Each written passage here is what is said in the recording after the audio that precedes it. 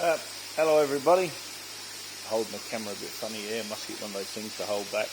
As promised, I said I'd talk about my disaster that I had if people wanted to hear, and a few people commented. So first up, I'll turn off the air, and we'll that way I'll be able to hear a little bit better. There we go.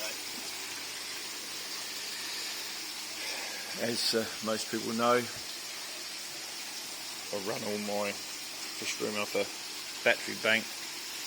Here in South Australia, the power is quite expensive. Alright, so we started about a month ago, my disaster. So these are my holding tanks for basically my breeding fish. Not all of them, there's some over there, we'll talk about that later. Ryukins, Ranchu, butterfly telescope, and Orandas. Alright, and they are for spawning.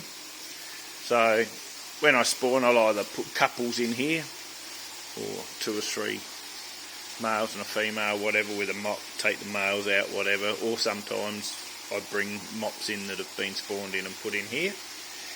And then when the season's finished, they become selling tanks. So then I'll bring in the various breeds in there and I put in there, people come out, they select from there what they want to buy. So, without further ado, I suppose we'll talk about the disaster. Oh, excuse me. Now, I can't remember, it's 6,000-7,000 litres or something I'm holding here. So all this is linked together through a swell filter, biofilter, sump and back through. And that many people come out here or YouTube and they comment and they go, geez, what a great system. It is a great system when it's working fine. Because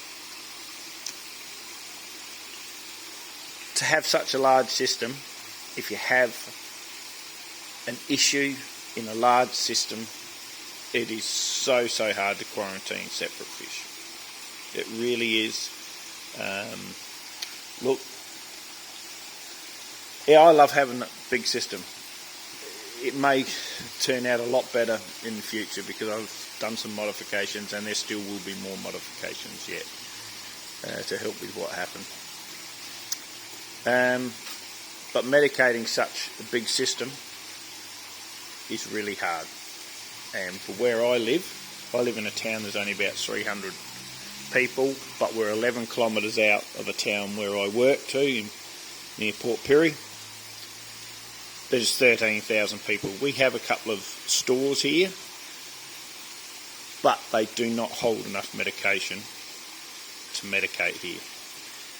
If I say the word right, I was looking for, I think, white spot treatment, Echinec, I reckon it's called, something like that. Anyway, so what happened? Roughly about a month ago, or 6 weeks ago, I brought some fish. And just to take you in, I brought them from Adelaide, and they looked absolutely fine, and they seem fine. So this tank over here, this one here, 3-footer, bring them home. I quarantined them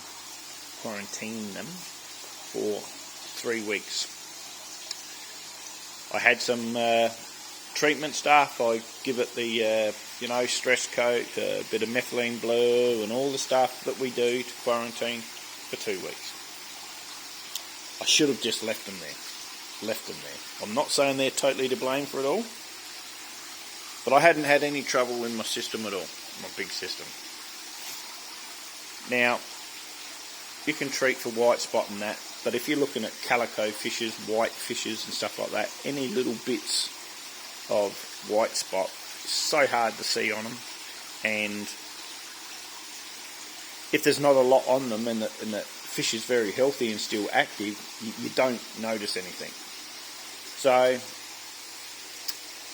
a week before I was going on holidays, which we'd already booked to take my caravan to the Riverland here in South Australia. Beautiful area. Well, after their 2 weeks, I put them in general population with the other Ryukins. But what happened in that first week, I had a spawning mop still in there from trying to get my Ryukins to spawn. And lo and behold, one of the fish that was in quarantine was a female. And I put her in general population, and obviously she must have been ready to spawn, because come the next morning she spawned. But with that, they were pushing her around everywhere before I got her out and put it in another little section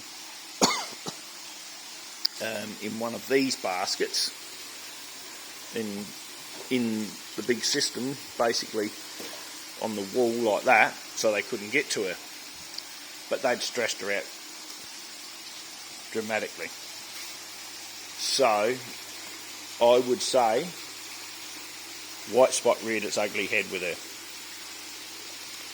And as we know, it went through there. And as I said, we're about a week away from going away. So the next few days, obviously white spot must have started to multiply through my system. Then I went to my normal shifts, which were 12-hour shifts. So I'm going and it's pretty well dark. Come home and there's not a lot of light. Probably the fish were starting to stay down the bottom a little bit. Not noticing too much. And then after my day shifts, I go into night shifts. And then after the night shifts, the very next day after I finished, we were heading away on holidays and we were booked. It's hard to tell my wife, oh, we can't go. So I started to get fish near the top and the bottom. So classic white spot signs, I suppose. So I went into my local stores in Port Pirie and all I could find was white spot treatment 125mm. That's it. Now, effectively, I needed about roughly nearly a litre just to do the first treatment, and then a half a litre afterwards, and I could not get it. Could not get it anywhere in Port Pirie or surrounding districts before I went away from the major city, Adelaide. I live 2 hours away, 2.5 hours away. So with that, I drained a heap of water, massive big water change, done everything I could, added salt that I had, any medication I had, everything, and we went away on holidays. And I was hoping, epic failure. So we're talking roughly 50 adult fish. So if you want to do the figures here in Australia, so an adult fish is anywhere between I don't know, $100 to $250, depend on, you know, the colours. And I lost 50. But when I come back from holidays, they were floating everywhere. So I bagged them up and put them in the bin. I was shattered. This is a few years. I'm talking celestials. I'm talking butterfly telescope, panda butterfly telescope, ranchus, black ranchu, Ryukins, tricolour arandas, blue arandas, lemonhead arandas. You name it, they were gone. This is what I do still have left though. My very large black moors, my panda moors, breeders, they're all alright. My red cap arandas colony, my yumbow and my pearl scales. And luckily hundreds and hundreds of babies from spawns that I'll take you over and show you later that is actually going to get me back on track, hopefully. Now, with that disaster,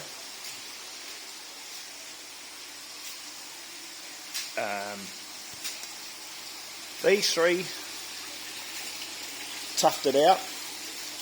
By the time I got home, I got these ones out that were left, and they look beautiful now. So that's a beautiful tricolour oranda.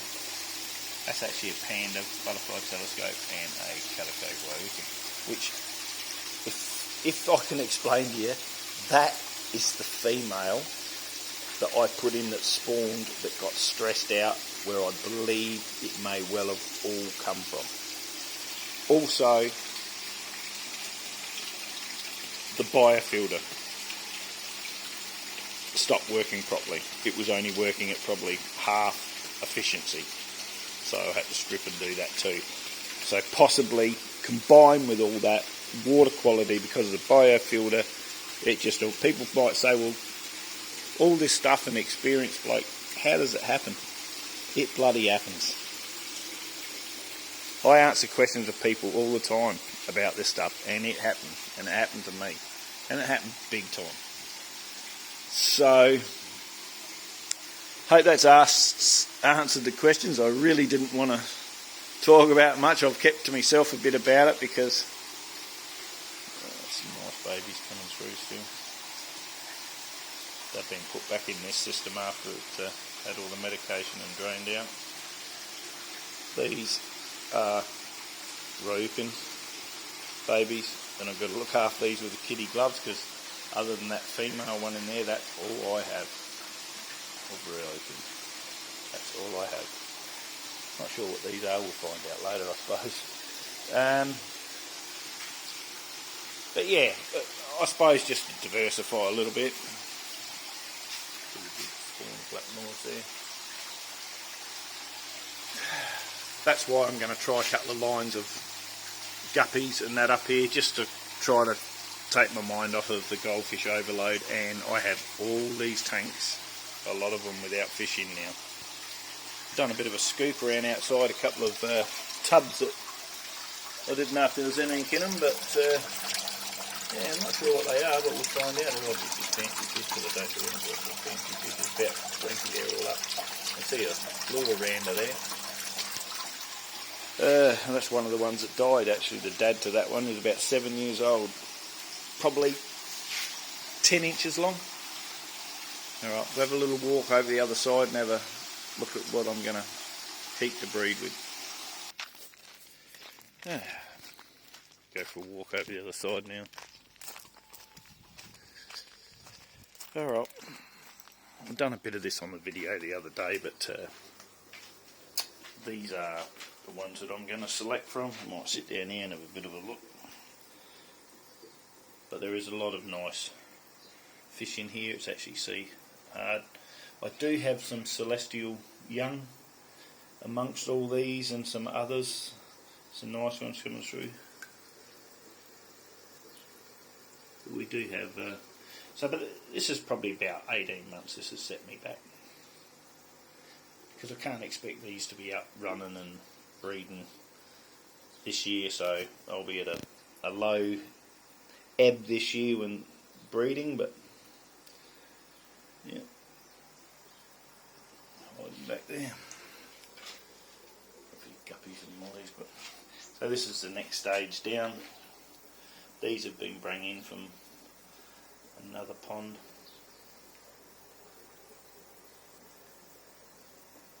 Lots of them.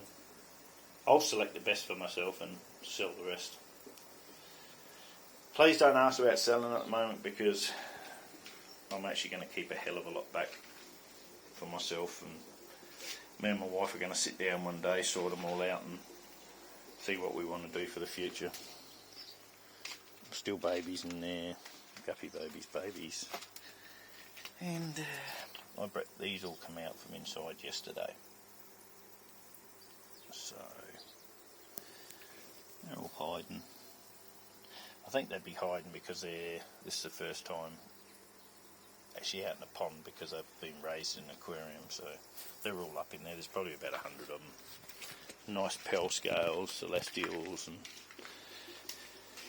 and all that, but alright, if I can turn this around, see me ugly face, so I'll leave it there. So I hope that satisfies you, but let's just say it happens to the best of us, and I'm obviously not one of the best ones because it wouldn't have happened to me if it did. Oh, that's alright. See you later.